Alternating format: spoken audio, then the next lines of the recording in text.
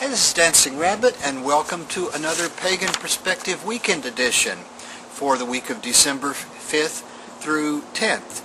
Actually, this is December 11th. I'm running a day late, so it's the weekend, not the Saturday edition. Today's question comes to us from Riva Witch and has to do with paganism and technology. And she writes, "Is it tough to be or live as a good earth-based pagan or spiritual person in such a technological world?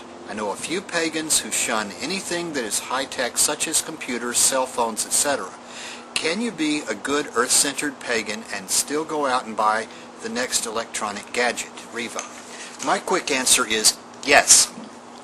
Most of the pagans that I know personally are very technologically savvy. Many of them have jobs in information systems, data processing, scientific and technical type fields that involve the use of computers. Others, and a lot of them also do a lot of computer gaming and spend a lot of time doing other stuff online, and of course they carry cell phones with them and usually more electronic gadgets than I have.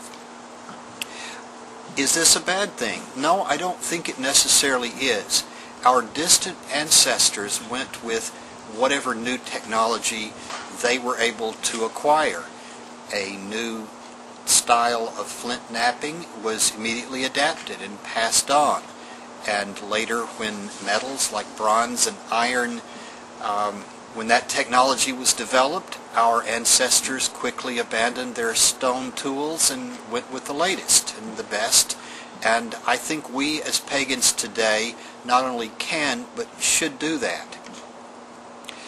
On the other hand, in order to connect with Mother Earth, since most of the technology that we're talking about, the technology that Riva asked about, is really not something that takes you outdoors.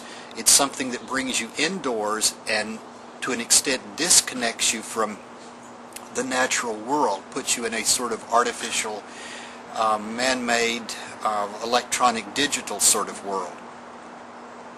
So I think as pagans it is important that we disconnect from the digital world, the electronic world, periodically, that we get away from the keyboard and we go outside and we take walks, that we go hiking, we go camping, and we do gardening, we get our hands dirty.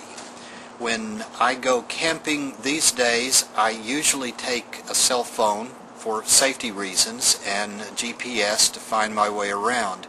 But there are places, for example, the Council for the Magical Arts campground, there is no cell phone coverage there. It's just too far out in the middle of nowhere. And so when I get there, I turn that off, and so does, I think, almost everybody else that camps out there. A few people bring their laptops. I don't. I leave that all at home, and so I'm kind of digitally unplugged for about 3 or 4 days. And it makes a nice change. When I go camping, I don't take my electronic music with me. I unplug to that extent. I think there's also the issue of buying every latest gadget. And I think that would fall more under sort of the umbrella of not using your money wisely and squandering resources that could better be used for something or other else. But that being said, I don't see anything unpagan about electronic gadgets or using them. Now, if you feel otherwise, I don't know how you're watching this video, because you'd have to have a computer and the internet and know how to use it and be willing to sit and use it long enough to have watched this rambling video. But if you feel like that you need to unplug, well, go ahead and do it.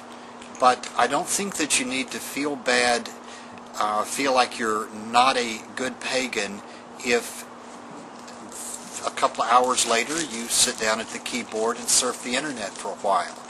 Or when you get back home, you check your voice messages. So, again, Riva, to answer your question, in my opinion, it's quite possible to be a good pagan and be quite technologically plugged in.